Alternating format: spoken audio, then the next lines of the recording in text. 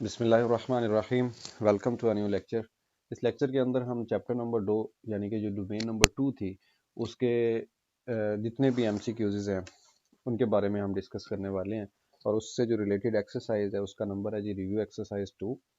और देखते हैं कि इसमें किस तरीके के जो क्वेश्चंस हैं, यानी जो डोमेन नंबर 2 के अंदर हमने प्रैक्टिस की वो चाहे सीरीज़ हों, सीक्वेंसेस हों, या उसके बाद अगर हम बात करें पोलिनोमियल्स के बारे में, स्क्वायर के बारे में, क्यूब के बारे में और फैक्टराइजेशन के बारे में बात करें, या फिर उसके बाद हमने लीनियर इक्वेशंस को सॉल्व किया या इनइक्वालिटीज़ को सॉल्व किया, तो जितनी भी सब डोमेन्स थी यानी 1, 2 एंड 3 उन सब से रिलेटेड जितने क्वेश्चंस हैं वो इधर दिए गए हैं MCQs type.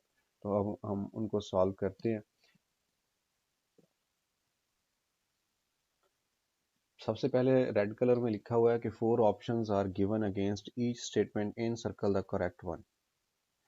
First, the general term of arithmetic sequences. अब अरिथमेटिक सीक्वेंस एक ऐसी नंबर्स की तरतीब होती है कि जिसमें हर दो नंबर्स के दरमियान जो डिफरेंस है वो एक सा रहे। ठीक है, 2, फिर 2 4, फिर 2 6, फिर 2 ऐड किए 8, फिर 2 10। तो इनके दरमियान जो डिफरेंस है जिसको डी कहा था हमने जब सॉल्व कर रहे थे डोमेन नंबर 1, वो सेम होगा तो ये अरिथमेटिक सीक्वेंस बन जाएगी। अब इसकी nth टर्म यानी ये जो लास्ट में होगी उसका एक फार्मूला था, और वो फार्मूला क्या था कि अगर आपको पहली टर्म मालूम हो और आपको ये पता हो कि आपने कौन सी टर्म मालूम करनी है, मतलब 50वीं करनी है, सिक्स जो 60वें नंबर पे है 60th, वो फाइंड करनी कौन सी करनी है, तो उसमें से एक माइनस कर दे और उसको डी से ज़रब दे दे, तो ये फार्मूला बन जाता था n टर्म का। इसकी हमने प्रैक्टिस भी की और एक्सरसाइजेज भी सॉल्व की, 2.1 2.2 एक्सरसाइजेज। अब देखते हैं ये नहीं सही ऑप्शन, ऑप्शन नंबर बी में देखें तो ये कदरे उससे मिलता जुलता है, ये ज्योमेट्रिक का आ गया और ये भी ज्योमेट्रिक से रिलेटेड है। तो इसमें ऑप्शन नंबर जो बी है ये बेस्ट सूट कर रहा है। यहाँ पे आप पहली टर्म भी लिख सकते हैं, ए से मुराद पहली टर्म है। ठीक हो गया। सेकंड पार्ट है which term of the geometric sequence. अब ये उसने पहले ही बता दिया ये ज्योमेट्रिक है। ज्योमेट्रिक वो होती है जिसमें कॉमन रेशो आ रही हो। फर्क यही था अरिथमेटिक और ज्योमेट्रिक में कि ज्योमेट्रिक के अंदर आर होता है कॉमन रेशियो, यानी जो नेक्स्ट टर्म होती है उसको पिछली टर्म के ऊपर तकसीम करने से जो नंबर आपको मिलता है उसको कॉमन रेशियो कहते हैं। इस केस में 2 है। कहते हैं which term of the geometric sequence. ये ज्योमेट्रिक सीक्वेंस है, इसकी टर्म ये जनाब 384 कौन सी टर्म है, तो अभी हम फाइंड कर लेते हैं कौन सी टर्म है। पहले तो हमें चाहिए इसमें जो पहली टर्म है वो 3 है, इसमें जो कॉमन रेशियो है वो 2 है। अब हम देखते हैं कि जो nth टर्म है वो क्या है, 384। लेट अस सपोज कि ये nth टर्म है। अब n की वैल्यू निकालनी है, तो अगर आप जनरल टर्म का फार्मूला देखें जो कि 2.2 में हमने प्रैक्टिस किया कि a n is equal to a1 और फिर r raise to power n minus 1, ये जनाब इसका ज्योमेट्रिक जो होती है सीक्वेंस उसकी nth टर्म का फार्मूला। वैल्यूज पुट कर देते हैं। ए nth जो टर्म है वो है 384, और फिर जो फर्स्ट टर्म है दैट इज 3, और फिर r है that is 2 in this case, और n माइनस 1। ये जो 3 इस साइड मल्टीप्लाई हो रहा है राइट साइड पे, अगर हम इसका इन्वर्स दोनों साइड पे इन्वर्स मल्टीप्लाई करें तो वो 3 इधर आके डिवाइड कर देगा, और फिर ये आ गया ऐसे, ये कैंसिल हो रहा है, 3 1 3, 3 2 6, 2 असल 24 बन गया, 3 8 24। तो जवाब आ गया जी 128 equal to 2 raise to power n minus 1। अब देखें चूंकि ये एक्सपोनेंट के अंदर है इसकी वेरिएबल यानी n जिसकी वैल्यू हमने मालूम करनी है, और इधर 2 बेस है, इधर भी 2 बेस बना लेते हैं। अब वो 2 बेस कैसे बनेंगे, अगर हम 128 इसको अगर हम ऐसे फैक्टराइज कर लें तो 2 6 12, 2 4 8, फिर 2 3 6, 2 2 4, और अगर मैं ऐसे बना लूँ 2 16 32, और फिर 2 8 16, 2 4 8, और 2 2 4, फिर 2 1 2। तो ये बन गया सरकार 1 2 3 4 5 6 और 7। तो इसको यूं लिख सकते हैं 2 की पावर 7, और इधर है 2 की पावर n माइनस 1। अब ये बेस बेस के बराबर है, ये शो करती है कि एक्सपोनेंट एक्सपोनेंट के बराबर होगा। ये जो -1 है इसको इधर लाएंगे तो ये +1 बन के 8 बना देगा। तो अब हम देखते हैं कि इसमें 8 है मौजूद, जी बिल्कुल है, तो ये ऑप्शन इसका बेस्ट ऑप्शन है। उसके बाद जनाब थर्ड पार्ट में आते हैं the fifth term of the sequence. अब इस सीक्वेंस की फिफ्थ टर्म मालूम करनी है। A n this is equal to 2n+3। 2.1 और 2.2 जैसा ही क्वेश्चन है। फिफ्थ टर्म अगर लेनी है तो n को 5 से रिप्लेस कर दें, ये 5 आ गया, +3, ये बन जाएगा 10+3 equal to 13। So its fifth term is 13, तो ये 13 है जनाब आंसर। सॉरी ये रेज हो गया। ओके, नेक्स्ट जनाब question number part number 4। Find the missing term in 7, 11, 13, 17, 8, 19 and. अब ये मिक्स टर्म है, देखें साथ में 2 जमा किए तो 11 बन गया। अब 11 में फिर 4 जमा, सॉरी मैं उल्ट बता गया हूँ आपको। 7 में 4 जमा किए तो 11 बन गए, 11 में 2 जमा किए तो 13 बन गए, फिर 13 में 4 जमा किए तो 17 बन गए, 17 में 2 जमा किए तो 19 बन गए। अब देखें इसके अंदर जो डिफरेंस आ रहा है उससे ये अरिथमेटिक सीक्वेंस तो बिल्कुल भी नहीं है, और अगर डिवाइड करके देखें तो ये ज्योमेट्रिक सीक्वेंस भी नहीं है। सो पता चला कि ये एवं एक ना मिक्स सीक्वेंस दे दी है जिसमें कभी डिफरेंस 4 आ रहा है, कभी डिफरेंस 2 आ रहा है। अब इसी पैटर्न को अगर हम जारी रखें तो अब इधर 19 के बाद 4 जमा होना है, जब 19 में 4 ऐड होगा तो ये 23 बन जाएगा। Excuse me. फिर उसके बाद है जी fifth part in the arithmetic sequence. अब ये अरिथमेटिक है तो इट्स मीन के 7 में 3 जमा हुए तो 10, 10 में 3 जमा हुए तो 13, 13 में 3 जमा हुए तो ये आगे 16 वगैरह वगैरह बनता जाएगा। इसकी 20th टर्म बताइए आप कौन सी होगी। सबसे पहले तो जनरल टर्म का फार्मूला यूज़ कर लेते हैं। A n is equal to a1 + n-1 डी। अब 20th टर्म निकालनी है तो इट्स मीन n को 20 से रिप्लेस कर दे, ये आ गया a1 + 20 - 1 डी। और a1 की जगह पे पहली टर्म ये 7 आ जाएगी, प्लस 20 - 1 तो ये 19 बन गया ब्रैकेट के अंदर। फिर डिफरेंस है d, तो इनका डिफरेंस 3 आ रहा था, ये आ गया। और अगर इसको कैलकुलेटर के बगैर सॉल्व करूं मैं तो ये बन जाएगा 9 3 27, यानी 27 3 टाइम बनता है 2, 3 एकम 3 और 1 2 हासिल वाले 5, इनको ऐड करेंगे तो ये बन जाएगा 64। ठीक है, 64, तो इसमें ये ऑप्शन सही है। पार्ट नंबर 5 के बाद है जी पार्ट नंबर 6। इसमें लिखा हुआ है कि पोलिनोमियल 3y² इज। अब ये पोलिनोमियल के अंदर अगर वेरिएबल की पावर देखें तो ये ही डिसाइड किया करती है कि पोलिनोमियल लीनियर है, क्वाड्रेटिक है, क्यूबिक है या कौन सी है।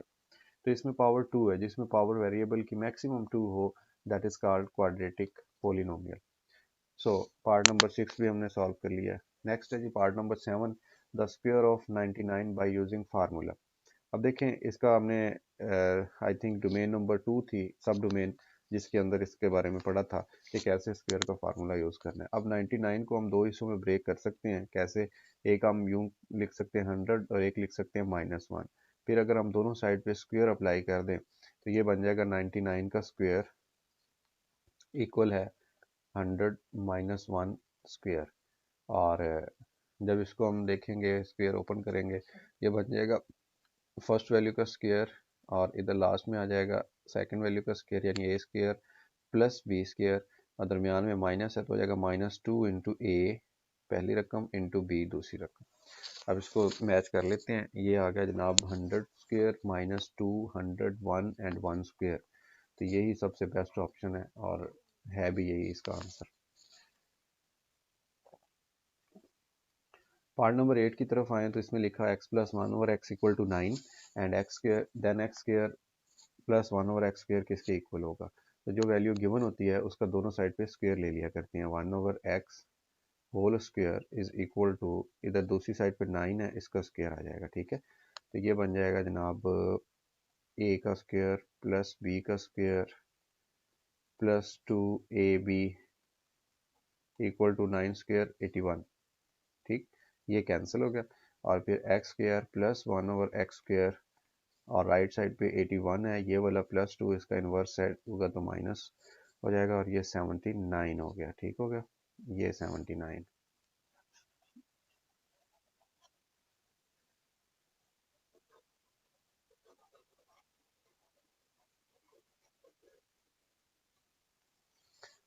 उसके बाद आ जाता है जी ninth part, the factorisation of 4x² minus 12xy। ये फैक्टराइजेशन के काफ़ी सारे तरीके पड़े थे, तो उसमें एक था ये, जैसे 4x² है तो इसको यूँ लिखा जा सकता है साइड वाले का स्क्वायर, और इधर 9 + 9 है, 9 को लिख सकते हैं 3y² और दरमियान में अब हमने निशान देख लेना है, माइनस है तो -2 first value, 2x into second value 3y, इनको मल्टीप्लाई करके देख लें, 3 ज़रब 2 6 ज़रब 2 12, तो दरमियान में -12xy बन रहा है। अगर दरमियान वाली रकम बन रही हो तो इट्स मीन कि ये होल स्क्वायर है, किसका, जो स्क्वायर्स के नीचे रकमें हैं उनका, ऐसे होल स्क्वायर। दरमियान में निशान कौन सा आएगा, जो माइनस के साथ है। इसकी भी हमने बेशुमार एक्सरसाइजेस सॉल्व की हैं फैक्टराइजेशन से रिलेटेड, इन्हीं प्लेलिस्ट के अंदर, जिस प्लेलिस्ट के अंदर आप ये रिव्यू एक्सरसाइज देख रहे हैं, अगर आप ऊपर जाएंगे तो आपको फैक्टराइजेशन के टॉपिक से मिल जाएंगी। उधर टाइप 1 टाइप 2 वगैरह से मैंने इसको डिनोट किया हुआ है, आप उन वीडियोस के अंदर जाके फैक्टराइजेशन का तरीका बिल्कुल सीख सकते हैं। फिर उसके बाद जनाब इसको 2 दफ़ा लिख दें, यानी ये 2x माइनस 3y पावर 2 आ गई है। पावर 2 का मतलब होता है कि वही नंबर मल्टीप्लाई हो रहा है खुद से। ये किस जगह पे है जी, 2x minus 3y, 2x minus 3y, so option number B is right option. Then part number 10 है simplified form of 100 minus 98 degree in 10 is, नहीं इसकी मुझे समझ नहीं आ रही, या तो ये क्वेश्चन के अंदर कोई मिस्टेक है, I am sorry, unable to understand. उसके बाद जनाब पार्ट नंबर 11 है, इसका मुझे नहीं पता चल रहा कि इसमें क्या, कौन सा ऑपरेशन परफॉर्म करना है और ये किस टॉपिक से रिलेटेड क्वेश्चन है, और ये जो स्टेटमेंट दी हुई है मुझे इसकी भी बिल्कुल समझ नहीं आ रही। पार्ट नंबर 11 है 3y minus x, find the value of y when x equal to 2। तो जस्ट आपने x को 2 से रिप्लेस कर देना तो y की कीमत आ जाएगी, कैसे, ये आ जाएगा 3y माइनस एक्स की जगह पे 2 आ गया इक्वल टू 4, तो ये जब उधर दूसरी साइड पे इन्वर्स ऐड करेंगे तो ये 6 बन जाएगा, और फिर 3 जब डिवाइड करेगा दूसरी साइड पे तो ये y की वैल्यू 2 आ जाएगी। So this is answer. Part number 12, make y the subject in y minus, ये जो लीनियर इक्वेशन सब डोमेन नंबर 3 थी अब वो शुरू हो चुकी है। सब डोमेन नंबर 3 के अंदर हमने काफ़ी सारी एक्सरसाइजेस को सॉल्व किया जो लीनियर इक्वेशन से रिलेटेड थी। बहुत सारे टॉपिक्स थे जो लीनियर इक्वेशन से रिलेटेड थे, उनमें से एक टॉपिक ये था कि आप लीनियर इक्वेशन में ना किसी एक वेरिएबल को सब्जेक्ट बनाते हैं। इसमें कह रहा है कि x को सब्जेक्ट बनाएं, इसका मतलब क्या है कि x को आप अकेला कर दें। ये जैसे लिखा हुआ है y, तो राइट साइड से +1 इधर आएगा, दूसरी साइड पे इन्वर्स ऐड होगा तो -1 बन जाएगा, और ये -2x है। अब क्योंकि x को अकेला करना है तो -2 मल्टीप्लाई हो रहा है, और यही -2 जब इधर आके ऐसे डिवाइड करेगा तो y -1/-2 बन जाएगा। इधर कहीं ऑप्शन नहीं है तो इसको मज़ीद थोड़ा सा और सिंप्लीफाई कर लेते हैं। ये जो माइनस है ये ऊपर वाले के निशान बदल देगा, ठीक है, कैसे बदलेगा, ये y प्लस का है ये y माइनस का बन जाएगा, और ये माइनस का 1 है तो ये प्लस का 1 बन जाएगा, और ओवर 2 लिख दें इक्वल टू x। और इसको भी मज़ीद अगर आप अरेंज करना चाहें तो प्लस वाली रकम पहले लिख दें, नेगेटिव y बाद में लिख दें, और ऐसे लिख दें। आई थिंक ये बिल्कुल मैच हो गया, 1 - y/2, ये x सब्जेक्ट बन चुका है। फिर उसके बाद जनाब लीनियर इक्वेशन का सोल्यूशन है कि if x plus y equal to 6 है, x minus y equal to 2, फिर x की वैल्यू क्या होगी।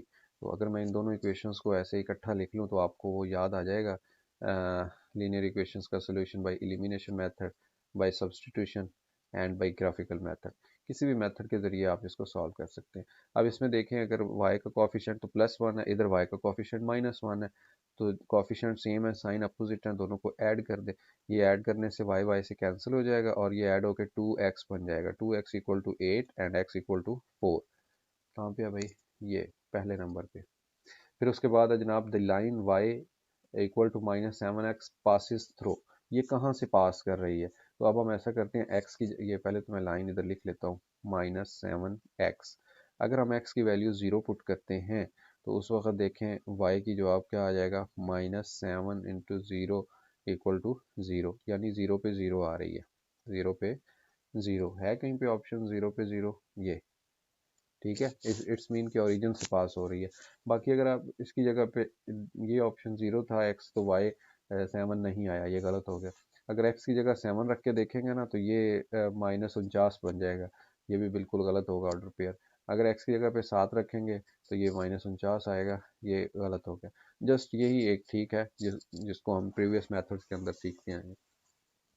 फिर लास्ट एक्सरसाइज जो प्रीवियस 2.22 थी, उसके अंदर हमने देखा कि इनइक्वलिटीज़ को कैसे सॉल्व करती हैं और कैसे ये जो साइन होता है ये चेंज होता है और कब चेंज नहीं होता। इसकी प्रैक्टिस हम बेतहाशा क्वेश्चंस के अंदर एक्सरसाइज 2.2 में सॉल्व कर 2.22 में सॉल्व कर चुके हैं।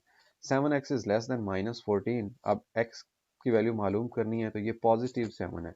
पॉजिटिव 7 को दोनों साइड पे हम अगर डिवाइड करते हैं तो जनाब ये इधर से ख़त्म हो जाएगा और इधर अपेयर हो जाएगा, तो 7 2 14। x is less than -2। Where is x less than -2? Here is. ठीक है। सो ये था हमारा मल्टीपल चॉइस रिव्यू एक्सरसाइज 2 का सोल्यूशन, जो इसका मैंने सोल्यूशन भी साथ साथ आपको दिखाया और हमने जो इसके बेस्ट ऑप्शंस थे उनको भी टिक किया और आपको तरीका मैंने सिखा दिया कि कैसे पेपर्स में आप मल्टीपल चॉइस को आंखें बंद करके टिक नहीं लगाएंगे, बल्कि इस तरीके से आप सॉल्व करके उसका आंसर फाइंड आउट करने के बाद ही आप उसको टिक कीजिएगा। अपना बहुत सारा ख्याल रखिएगा। नेक्स्ट लेक्चर के अंदर इंशाल्लाह हम जो इससे रिव्यू एक्सरसाइज के अंदर टॉपिक्स हैं उनको कवर करेंगे, यानी जो एक समरी है एक टाइप की पूरे चैप्टर नंबर 2 की, डोमेन नंबर 2 की, जिसके अंदर सब डोमेन 1 2 एंड 3 शामिल हैं। ठीक है। अपना बहुत सारा ख्याल रखिए, दोस्तों के साथ शेयर कीजिए, चैनल को सब्सक्राइब कीजिए, वीडियो को लाइक कीजिए, कमेंट कीजिए और शेयर कीजिए अपने फैमिली मेम्बर्स के साथ, क्लास फेलोज के साथ, दोस्तों के साथ, टीचर्स के साथ।